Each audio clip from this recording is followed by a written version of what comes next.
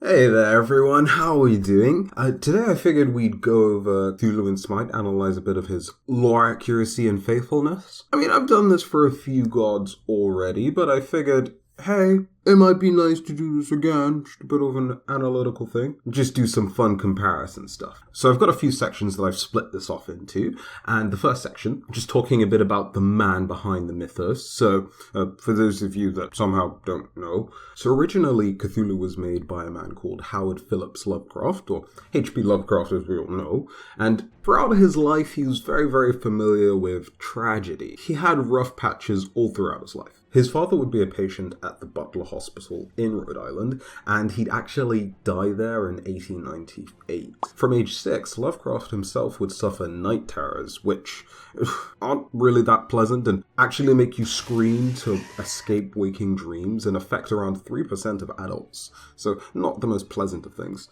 And Lovecraft was a pretty sickly child, spending much of his school years at home, where he'd spend a lot of time reading various different works. He was drawn to writers like Edgar Allan Poe, and as a teen, he went to Hope High School. He ended up dropping out because he suffered a nervous breakdown. So he was a bit of a recluse for years and spent much time studying, reading, writing, late into the evening, and sleeping well into the day as well. He usually left his house after sunset thanks to his mother reportedly calling him grotesque and wanting him to hide away so people wouldn't see him. So he had quite a few anxieties and things like that as well. He did publish articles on astronomy and several papers though, and he started out as a journalist, later launching The Conservative, his own self-published magazine. In 1917, he turned more towards writing stories influenced by his favorite writers at the time, like Edgar Allan Poe, and in 1919, his mother was admitted into the Butler Hospital and unfortunately died 2 years later. Lovecraft had some stories published in a horror magazine in 1923, and after his marriage failed, The Call of Cthulhu came out, and he'd write a bunch of connected tales that we know as the Cthulhu mythos as well. He once wrote, "All my tales are based on the fundamental premise that common human laws and emotions have no validity or significance in the cosmos at large." And one of his greatest fears was losing his mind, and this crosses over into his works in the mythos. In fact, one of the biggest ideas behind Lovecraft's work, we as a species are nothing compared to what's out there in existence, and we couldn't even begin to comprehend the magnitude of the disparity between us and what's out there. Some things about Cthulhu: he was born in the 23rd Nebula, and he goes to the star Zoth to spawn his kin, then Saturn, and then Earth. Arriving in the Pacific Ocean, he builds R'lyeh and thrives with the heretic Deep Ones, his minions. They warred with the Elder Things across the whole Earth, but made arrangements, and with his minions, Cthulhu slumbered in R'lyeh, whilst humanity came into play. Cthulhu spoke to some of us through dreams, giving rise to his cult, and R'lyeh sank into the ocean, yet Cthulhu made it possible for men to awaken him, upon which they will have doomed themselves. Jumping into Smite and comparing him to what we have in the game, a lot of the tics I gave his design in my initial impression video still hold true. The octopus head, the humanoid elements, the wings, the scales, and other draconic elements such as the claws on the feet and hands. They even got the hind claw on the back of each foot as well. Thing is, in The Call of Cthulhu, the original story by Lovecraft, Cthulhu is given a rounder, meatier description, and if you look at Lovecraft's original sketch for Cthulhu, you can see what I mean. He's a lot more of a, for lack of a better word, puffy figure, shall we say? From the back view, especially, you can see this. Whereas in Smite, you can see Cthulhu is a lot more bulkier and muscular, or for lack of a better word, godly. Now, of course, it works in Smite. A lot of the characters have that sort of cream of the crop, best sort of physique possible thing going on. And more so than any other game, Smite is a game that I think more acceptably can get away with this more so than anything else, that you could even make the argument would potentially even overly sexualize their characters, because these are literally gods. It's not like we're playing legends or heroes, or not that it necessarily wouldn't work for those guys either, because hey, probably need a great body for that sort of thing anyway, but definitely surely for gods, right? You have those decent looking bodies. I mean, of course we do have gods in Smite that that do have those elements where they're holding a bit more true to the actual physiques of the character, right? Like characters like, say, Bacchus. And then, of course, you have characters where they're being a little bit more creative with the design, especially because Cthulhu is technically in the public domain and they have free reign to do that. I suppose technically it's fine, but it would have been nice if he was a bit puffier. As for the ability section, Call of Cthulhu is told through the perspective of a few characters who likely all end up dead or come to terms with their deaths by the end of the story. And usually we get segments and snippets of the descriptions of the horror in the story. The horror, of course, being Cthulhu, but never a full showcase of all of his powers. It's beautifully told because one person begins to find out too much about Cthulhu and the cult, they're sort of offed, or that's, sort of the end we tend to hear of them. And this sort of goes on and on until the last person that knows too much is, of course, you, the reader. Problem is that because we're learning about Cthulhu through previous accounts of the experiences, we of course don't necessarily get a complete picture compared to if we were seeing Cthulhu through the eyes of someone that's more his equal, like another. Instead, we sort of see Cthulhu through the eyes of people and their experiences, and that's not particularly great because they tend to go insane just by seeing him, and all of them that maintain any sort of contact with him at some point or another seem to go mad, so that kind of sucks.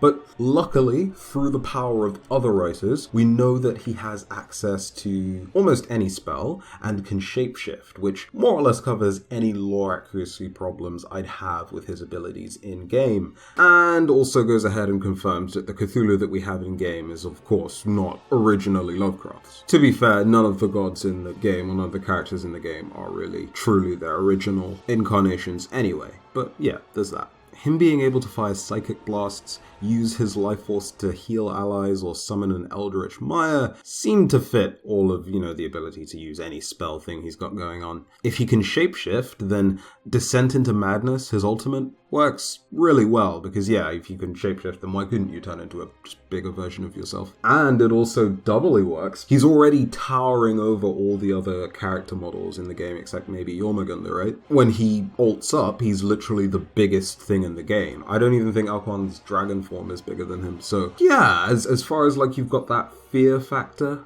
or those sort of like that nightmarish element, yeah, something like that fits the bill pretty well. It might have been nice to see them explore the whole infighting aspect of his character a bit more, delve a bit more deeply into the madness part and causing more chaos and confusion amongst the enemy team a little, but I suppose a kit can be bloated, right? So I'll leave it at that. As for his voice lines, usually Smite's gods use American actors, and I'm not knocking them for that, because for one thing, it's probably not the most practical thing in the world to fly out voice actors for each new god. Especially when you consider that in 2015, 16, 17, around that sort of time, Smite's gods were flying out like hotcakes. It's like every month there was a new god. And for each new god, of course, that's, a new piece of content that can potentially shake up the way the game's played and the existing content, necessitating a lot of balance and changes and things like that, so that, things are kept fresh for everyone as well, and potentially even attract new players, of course, widening your player base, which of course has its own benefits. And so, of course, you're probably going to want to keep that process nice and streamlined. So by doing things like making sure the talent is nice and accessible, and you can probably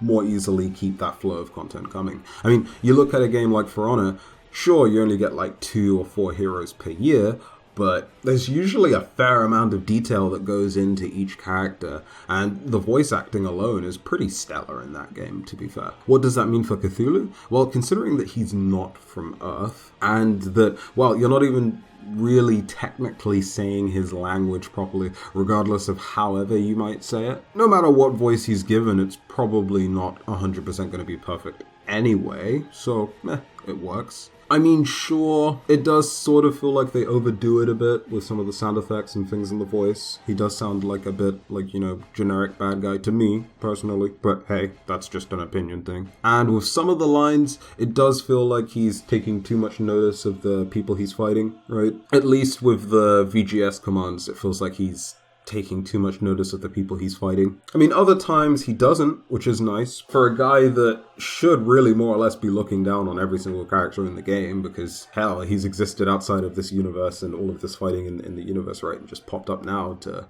to do his thing. It feels a lot more like Neil Gaiman's incarnation of the character, more so than Lovecraft's. He just feels a lot more chatty, which of course naturally he would, right? But that's a thing. So he does have some cool, unrecognizable dialogue from the Call of Cthulhu story. And they actually, funnily enough, included a little tidbit in one of his jokes about a statue prank in 2018. So, for those of you that ever played Stygian, Reign of the Old Ones, in the game, the devs included, like, these statues. And in 2018, like, just around the world, people would build these statues, and then just all over the world, people were just building them and putting them all over the place. You want to find out a bit more about that story, I leave a link to it as well as all my other sources in the description. But yeah, it's just a nice little thing they included there. Overall, how lore accurate is Cthulhu? Considering that a character like Cthulhu is in the public domain anyway, and there's technically no way he could be wrong,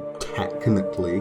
As far as how respectful he is to the original material, like Lovecraft and the other authors as well, yeah, I think they did a fair job of combining all the works of the different authors and sort of putting them together whilst putting their own spin on the character. Like, he's noticeably Smite's Cthulhu. But you can clearly tell that they wanted to pay their respects to the different elements of his character as well. So, yeah, pretty good job. But what do you guys think of Cthulhu? Do you like his design at all? Do you think they could have done a better job, or are there things that you thought were a bit missed opportunities here and there? You feel like it's a bit too cartoon bad guy? Let me know all your thoughts in the comments below, and of course, if you enjoyed the video and feel like it deserves it, go ahead and leave a like and subscribe to the channel for more content just like this. And one more thing, I'm sort of reviving my Discord server that I made a while ago and then sort of let die because, you know, reasons. But yeah, if you guys want to hang out with me on the Discord server, more than welcome to join. I'll leave a link to that in the description as well. But yeah, other than that, guys, have yourselves a fantastic day, and I'll see you in a few. Other than that, guys, have yourselves a fantastic day, and I'll see you in a few. Other than that, though, guys, have yourselves a fantastic day, and I'll see you in a few. Bye-bye.